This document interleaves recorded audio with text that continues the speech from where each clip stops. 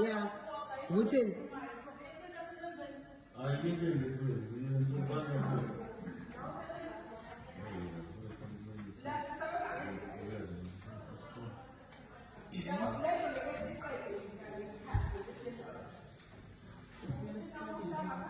So fanele silindeke thina yindaba ukubashonga ukuthi ngesonto isikhathi senu sokusebenza sokuklina. Ngaphela ngabe kusuku lokuklina namhlanje. Fanele ngabe siyatshelwa kuyashonja ukuthi isonto leklinikhi kuseklinwa iklinikhi.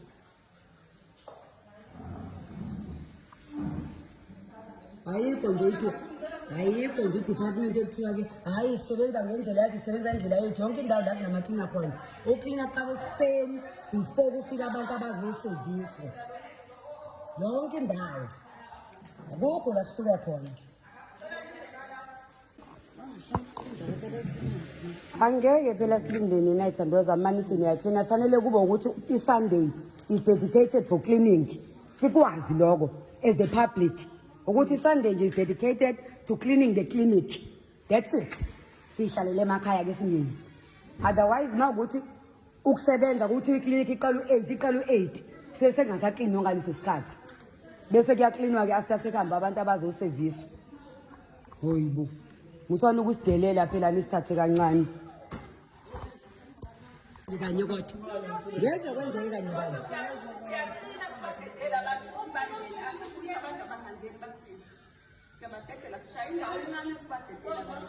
Oh so clean akunayo isikhathi sako so clean.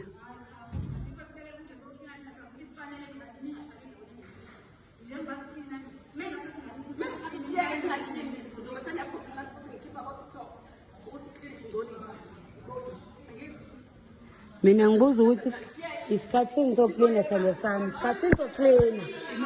Isikhathi sokuclean. Mama, uzela ngokuzosiza. Ngizela ngokuzosiza.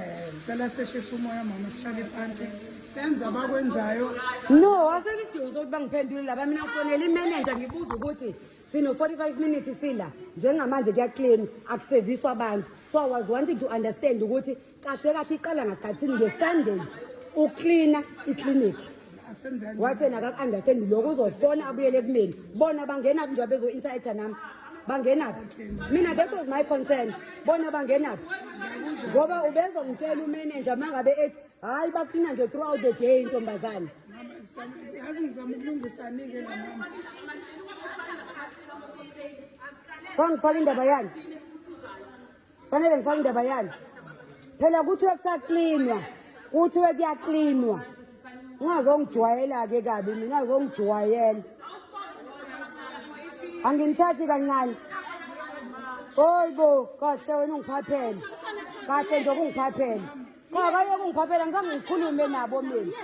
Ukuthi inkinga nje ngithi ngichazile mina.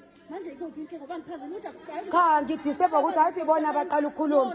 So sengiyabaphendula ukuthi mina yini bengiyifonelela. Hayi wonke lo doda sebengitshela wona. Yeke lento. Size ngokugula la ngithi asifoniboneni bakwethu simnyama sonke. Manje kuba sidlela isiphathela ngomtshende mase ukhipha lelo ko TikTok. Phela vele ngizoyifaka ke khona ke ngizoyifaka. Khona ngizoyifaka ukuze vele ubuhlaza ngizoveza ke bona. And ngizoyifaka futhi ngize ngitheke ngisho uDepartment of Health. Ngoba izo escalate nje angifuni mina ukujwayeleka kabi. Mina ngifone ngoba ngine concern kuphela. Hayi uthi ngizodeleleka. Kodwa ke nawe nje sebezolwa nami nje umanager bezosho ukuthi hayi sis vele lapha ekhaya ku clean throughout the day uthi understand ukuthi uyaklina but ngizofona ngizwe.